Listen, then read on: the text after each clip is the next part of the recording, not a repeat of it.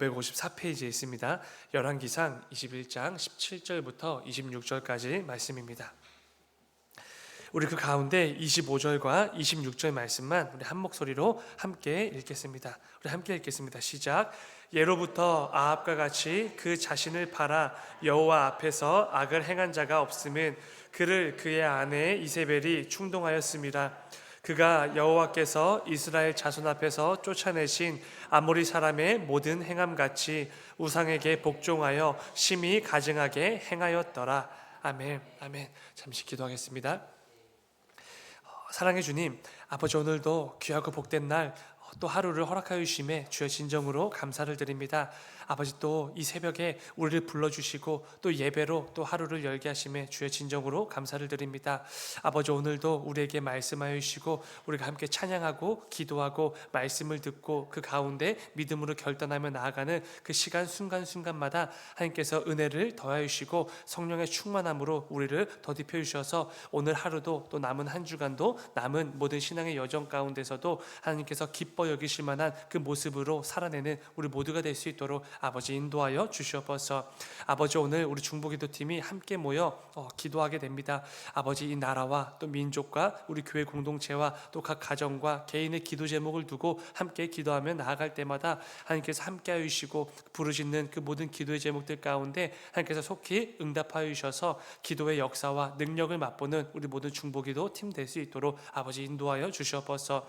아버지 오늘도 우리 수요 전도대가 예수 그리스도의 사랑과 복음을 가지고 이 지역으로 나아가 복음을 증거하게 됩니다. 우리 수요 전도대 한 사람 한 사람 함께 해주시고 성령의 충만함으로 붙잡아 주셔서 오늘도 하나님 주시는 그 담대함과 지혜를 힘입어 마음과 복음을 증거하고 돌아올 수 있도록 아버지 인도하여 주시옵소서. 주님 감사합니다. 거룩하신 예수님의 이름으로 기도드렸습니다. 아멘. 아멘. 여러분 이 새벽에도 기도하실 때 우리 준비 중에 있는 우리 단기 선교를 위해서 함께 기도해 주시기 바랍니다. 이제 얼마 남지 않았는데요. 단기 선교 팀원들 한 사람 한 사람 성령의 충만함으로 하나님께서 붙잡아 주셔서 복음 증거의 사명을 잘 감당하고 올 수 있게 달라고 함께 기도해 주시기 바랍니다. 오늘 함께 읽은 말씀을 가지고 교회마저 세상과 똑같아질 때 이런 제목으로 말씀을 나누도록 하겠습니다. 오늘 본문은 북이스라엘 역사상 가장 악한 왕으로 뽑히는 아합이 이스라엘 사람 나봇을 죽이고 그의 포도원을 빼앗았던 그 사건이 기록된 21장 후반부에 해당이 되는 말씀입니다. 오늘 본문 전까지는 악한 왕 아합이 아내 이세벨을 등에 업고 계속해서 죄악을 행하는 중에도 하나님께서는 침묵하셨습니다. 무고한 나봇이 죽는 그 순간까지 하나님은 침묵하셨지요. 그런데 오늘 본문을 기점으로 하나님께서는 더 이상 침묵하지 않으셨습니다. 선지자 엘리야를 통해서 심판의 메시지를 선포하신 것입니다. 오늘 본문 전체를 보게 되어지면 여호와의 말씀이 임했다라는 말씀이 6번이나 반복이 됩니다. 이것은 하나님께서 그동안 아합의 죄를 못 보셨거나 모른 척 하셨던 게 아니라 그의 죄를 계속해서 감찰하고 계셨고 때가 되었을 때 반복된 심판의 메시지를 통해 아합이 저지른 죄악에 대한 하나님의 진노를 드러내 주신 것입니다. 이 새벽에는 이 본문 말씀을 통해서 우리의 삶을 점검하며 그 가운데 주시는 하나님의 음성을 함께 나누어 보고자 합니다. 오늘 말씀에서 중요한 부분은 하나님께서 단지 아합이 나봇 한 사람을 죽이고 그의 포도원을 빼앗아서 오늘 말씀에 가득한 그 심판의 메시지를 주신 것만은 아니라는 것입니다. 물론 나봇의 포도원 사건은 하나님 앞에서 정말로 큰 죄가 맞습니다. 그런데 그 악한 아합이 이 죄 하나만 저질렀을 리는 없지요. 이 사건 외에도 수많은 죄악들을 하나님 앞에서 저질러 왔을 것입니다. 그러니까 오늘 본문에서 하나님께서 엘리야를 통해서 선포하신 그 끔찍한 심판의 메시지들은 단지 나봇과 이 포도원 사건에 대한 결과만은 아니라는 것입니다. 오늘 본문을 다시 보시면은 아합은 아내 이세벨의 계략으로 나봇이라는 사람을 죽이고 그의 포도원을 차지하러 포도원을 향해 나가고 있었습니다. 근데 그때에 하나님의 말씀이 엘리야에게 임했고 아합은 엘리야를 통해 하나님의 엄중하신 심판의 메시지를 듣게 되는 것입니다. 그 내용은 이러했습니다. 본문 19절을 다시 한번 보시면 너는 그에게 말하여 이르기를 여호와의 말씀이 네가 죽이고 또 빼앗았느냐고 하셨다 하고 또 그에게 이르기를 여호와의 말씀이 개들이 나봇의 피를 핥은 곳에서 개들이 내 피 곧 네 몸의 피도 핥으리라 하였다 하라. 이 말씀은 나봇을 죽이고 그의 포도원을 빼앗은 죄에 대한 대가로 나봇이 비참하게 죽어갔던 것처럼 아합 자신 역시 비참하게 죽을 것이라는 하나님의 심판의 경고의 메시지였습니다. 또 이렇게도 말씀하셨습니다. 이어지는 21절입니다. 여호와의 말씀이 내가 재앙을 네게 내려 너를 쓸어버리되 네게 속한 남자는 이스라엘 가운데의 매인자나 노인자를 다 멸할 것이요. 이 말씀은 하나님의 심판이 아합 자신에게만 해당되는 것이 아니라 아합 가문에 속한 모든 남자들 또 그와 관련된 모든 사람들까지 다 멸망할 것이다 라는 심판과 경고의 메시지죠. 마지막으로 하나님께서는 그의 아내 이세벨에 대한 심판의 메시지도 선포해 주셨습니다. 23절입니다. 이세벨에게 대하여도 여호와께서 말씀하여 이르시되 개들이 이스라엘 성읍 곁에서 이세벨을 먹을지라. 굉장히 끔찍하고 비참한 최후에 대해 말씀하십니다. 한마디로 아합과 그의 아내 이세벨, 그들의 모든 가족들, 그의 집과 관련된 모든 사람들까지 전부 하나님의 심판을 받아 비참하게 멸망하게 될 것이라는 끔찍하고 비참한 심판의 메시지로 오늘 본문이 가득하다라는 것입니다. 그런데 앞서 말씀드린 것처럼 중요한 부분은 이 모든 심판의 메시지는 단지 아합과 이세벨이 나봇 한 사람을 죽이고 그의 포도원을 빼앗은 결과만은 아니라는 것입니다. 오늘 본문은 하나님께서 아합의 가문을 향해 이토록 끔찍하고 많은 양의 심판과 경고의 메시지를 주신 진짜 이유에 대해서도 말씀해 주십니다. 오늘 본문 25절과 26절입니다. 예로부터 아합과 같이 그 자신을 팔아 여호와 앞에서 악을 행한 자가 없음은 그를 그의 아내 이세벨이 충동하였습니다. 그가 여호와께서 이스라엘 자손 앞에서 쫓아내신 아모리 사람의 모든 행함같이 우상에게 복종하여 심히 가증하게 행하였더라. 이 말씀에 의하면 아합은 자신도 모르게 은연중에 죄를 짓게 된 것이 아니었습니다. 그는 스스로 죄를 선택한 사람이었고 스스로 우상을 섬기는 이세벨을 아내로 맞이했던 사람인 것입니다. 그 결과 이세벨이 부추길 때마다 하나님 앞에서 온갖 끔찍한 죄를 마음껏 저질러 왔던 것이죠.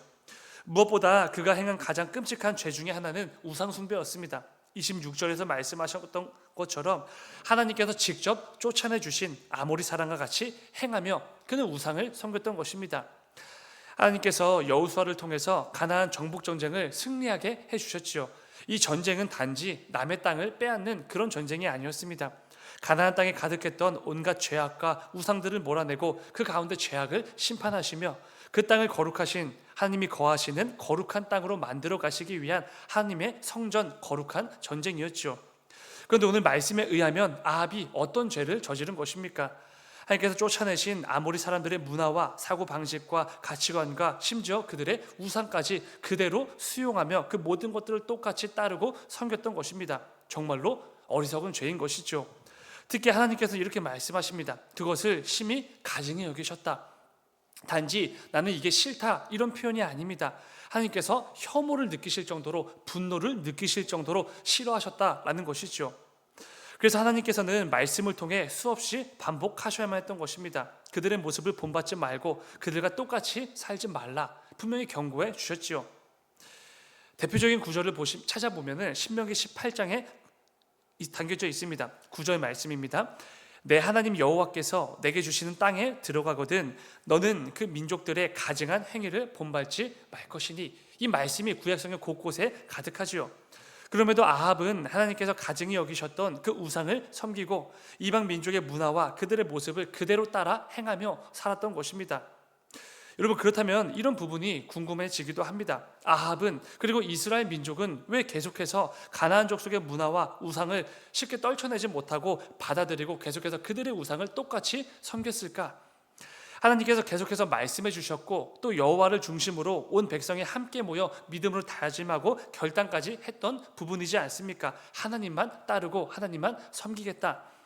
그런데 이스라엘은 또 아합은 왜 계속해서 이방의 문화와 우상을 수용하고 섬겼는가라는 부분입니다. 사실 굉장히 간단한 이유지 않습니까? 그게 더 좋아 보였기 때문에 그렇습니다. 하나님을 섬기는 것보다 우상을 섬기는 것이 훨씬 더 편하고 나에게 이득이 될 것처럼 보였기 때문이죠. 또 하나님 말씀에 순종하며 하나님 백성으로 살아가는 것보다 세상의 문화와 방식과 가치를 따라 살아가는 것이 훨씬 더 좋았기 때문에 이스라엘과 특별히 오늘 본문에서 아합 왕은 그 이방 문화에 이방 민족의 문화와 그 모든 가치와 그들의 우상까지 따라 섬겼던 것이죠. 가나안의 모든 문화와 우상은 기본적으로 인간의 욕망에 특화되어져 있는 그런 부분들입니다. 풍요와 다산을 늘 약속하고 또 도덕적이고 윤리적인 제약은 거의 없다시피 하고, 반면에 하나님을 섬기는 하나님의 백성들의 삶은 어떠했습니까? 하지 말아야 될 게 너무나 많았습니다. 또 해야 될 것도 너무 많았죠. 뭔가 세상의 가치로 볼 때 자신들에게 별로 유익이 없어 보였던 것입니다. 그렇기에 이스라엘 민족은 또 아합은 그 긴 역사 속에서 수없이 하나님의 말씀을 버리고 하나님을 등지고 세상의 문화와 방식과 가치를 택하고 이방인들의 그들의 우상을 택하여 섬겼던 것입니다. 문제는 무엇이지요? 이렇게 될 경우에 하나님께서 이스라엘을 택하시고 자신의 백성을 삼으셨던 그 이유와 목적이 완전히 사라져버리게 된다는 것입니다.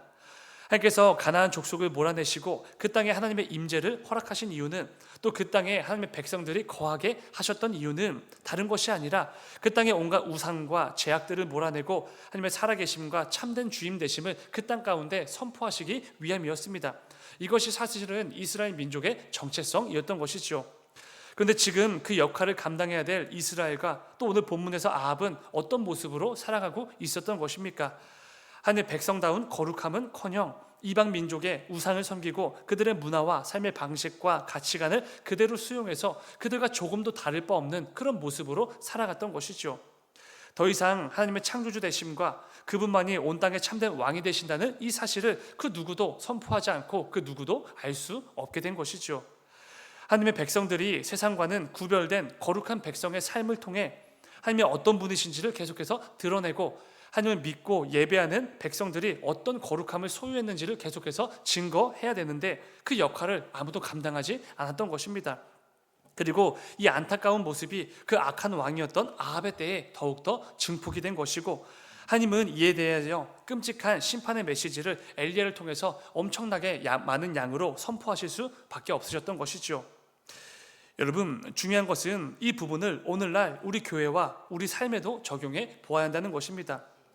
우리에게도 아무리 사람들의 그 가증한 일을 수용하고 따랐던 이스라엘과 아합의 모습이 있지는 않은지 점검해 보아야 한다는 것이죠. 어느 순간 오늘날 많은 교회들이 세상의 가치와 방식과 똑같이 운영되기 시작합니다. 세상의 문화와 그 모든 것들을 수용하며 예배도 드리기 시작하죠.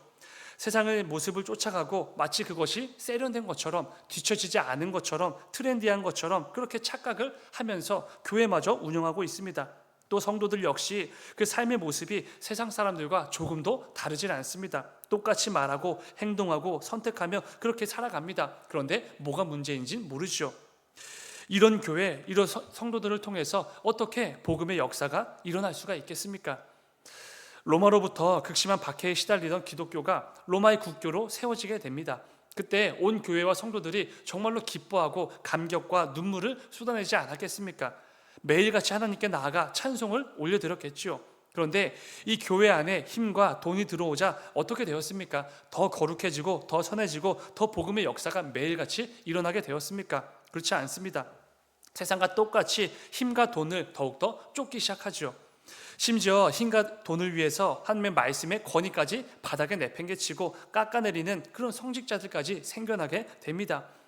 교회가 세상의 가치와 방식을 조금이라도 따르기 시작할 때 이렇게 부패하고 타락하게 된다는 거 역사가 증명이 되지요. 문제는 이렇게 부패한 로마 가톨릭으로부터 개혁을 일으켜 세워진 것들이 우리 개신교이지 않습니까? 근데 개신교 역시 마찬가지죠. 개신교에는 이런 유명한 문구가 있습니다. 한번 개혁된 교회는 계속해서 개혁되어야 한다. 이미 개혁을 통해 생겨난 우리 개신교 교회지만 계속해서 하나님 말씀에 우리들을 비추어 보고 잘못된 것이 있으면 곧바로 바로잡고 필요하면 개혁도 행하고 부패하지 않고 하나님 앞에서 온전한 교회로 세워져 나가야 된다, 이런 것이죠. 이 개혁주의 정신 위에 세워진 것이 우리 개신교입니다. 그런데 우리 교회들 역시 어느 순간 타락과 부패의 모습들이 여기저기서 일어나기 시작하죠. 정말 놀랄 정도로 많은 교회와 목사님들이 이 돈 앞에서 무너지는 모습들 우리는 정말 많이 봐오지 않았습니까? 제 친구 중에 사무실에서 일하는 친구가 있는데 이 친구에게는 교회에 대한 불신이 있습니다. 왜냐하면 고객들 중에 교회가 몇 군데 있는데 가장 많이 탈세에 대해서 문의하고 실제로 저지르는 곳이 교회이기 때문에 늘 교회에 대해 불신을 토로합니다. 그때마다 매우 곤란한데요. 거룩과 사랑을 외치고 세상과는 다름을 선포하면서 뒤에서는 온갖 불법을 통해 부를 축적하는 이런 모습들이 우리 교회 가운데 여기저기서 일어나고 있다는 것이죠. 여러분, 오늘날 교회와 성도들이 너무나 자연스럽게 아합처럼 이스라엘 민족과 같이 아모리 사람의 가증한 일을 따라 살아가는 그 죄를 범하고 있는 것이 아닌지 점검해 보아야 합니다. 그러면서도 잘하고 있다고 착각을 하고 있는 것은 아닌지 점검해 보아야 하는 것이죠. 교회는 어떠한 경우에도 세상의 문화와 가치와 방식과 함께해서는 안 됩니다. 간혹 세상을 닮아가는 것이, 세상을 따르는 것이 복음 증거에 큰 힘이 된다라고 생각하시는 분들도 계십니다. 어떤 의미로 말씀하시는지는 알겠지만 절대로 성경적인 생각은 아니죠. 복음을 증거하기 위해 세상의 방식과 문화의 가치를 수용하는 것은 굉장히 위험합니다. 우리가 얼마나 죄인인지를 아직 모르는 것이죠. 그것들을 선하게 분별할 능력이 우리에겐 없습니다. 무엇보다 이 세상의 것을 수용하지 않으면 복음을 증거하기 어렵다. 이것은 우리에게 주어진 복음이 무능력하다고 생각하는 것인데 그렇지가 않죠. 복음은 무능력하지 않다라는 사실을 잊으시면 안 됩니다. 사랑하는 여러분, 교회는 달라야 됩니다. 우리 성도는 달라야 하죠. 비록 때로는 억울한 부분도 있고 할 말도 있겠지만 또 마음이 상할 때도 있겠지만 그래도 우리는 달라야 됩니다. 하나님께서 가나안 땅에 모든 가나안 족속을 몰아내시고 그 땅에 이 이스라엘 민족을 두신 이유는 이들을 통해 하나님의 살아계심과 거룩하심을 드러내시기 위함이지 않았습니까? 이 사명이, 이 역할이 그들에겐 있었던 것이죠. 마찬가지로 그 사명, 그 역할이 오늘날 우리 모든 교회와 저와 여러분에게도 똑같이 주어져 있습니다. 우리는 세상과 다름을 통해 하나님의 살아계심과 거룩하심을 선포해야 될 이 거룩한 사명이 있는 것이죠. 빛과 소금으로 이미 우리는 이 땅에 보내진 사람들입니다. 그렇기에 어떠한 경우에도 세상의 방식과 문화와 가치를 따라가선 안 되는 것이죠. 반드시 무엇이 다른지를 분명히 보여주고 선포함으로써 내가 속한, 우리 교회가 속한 이 지역과 삶의 자리 곳곳에서 하나님의 살아계심을 마음껏 드러낼 수 있어야 된다는 것입니다. 그걸 위해서 우리를 세우셨기 때문이죠. 저와 여러분의 삶이 세상과 조금도 다르질 않아서 오히려 적극적으로 세상의 방식과 그 가치들을 수용하며 살아가느라 세상 그 누구도 내 삶을 통해, 우리 교회를 통해 하나님의 살아계심을 경험하지 못하고 복음이 무엇인지 궁금해하지도 않는 이런 비참한 삶이 되지 않기를 간절히 소망합니다. 부도는 말씀을 꼭 기억하시면서 우리 교회와 저와 여러분의 모습이 세상과는 확연하게 달라서 하나님의 살아계심과 예수 그리스도의 복음을 매일 매순간 증거하고 이 세상에 선포하는 복된 삶의 모습이 꼭 될 수 있기를 주님의 이름으로 축원을 드립니다. 잠시 기도하겠습니다.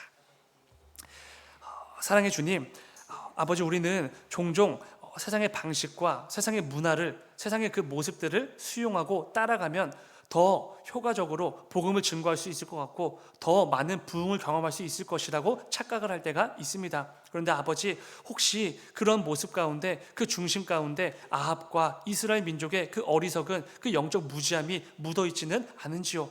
오늘 말씀을 통해 매일 매순간 우리의 삶을 점검하는 은혜를 더하여 주셔서 우리의 삶의 순간순간 통하여서 하나님이 아니라 계속해서 세상을 택하려는 그 악한 본성이 터져 나오려고 할 때마다 오늘 말씀의 능력을 힘입어서 그 모든 것들을 억누르고 내가 속한 삶의 자리 곳곳에서 하나님의 살아계심과 하나님을 믿고 예배하는 성도들이 그 거룩함을 마음껏 드러내는 우리 모두가 될 수 있도록 아버지 인도하여 주시옵소서. 주님 감사합니다. 거룩하신 예수님의 이름으로 기도드렸습니다. 아멘. 너희는 이렇게 기도하라. 하늘에 계신 우리 아버지,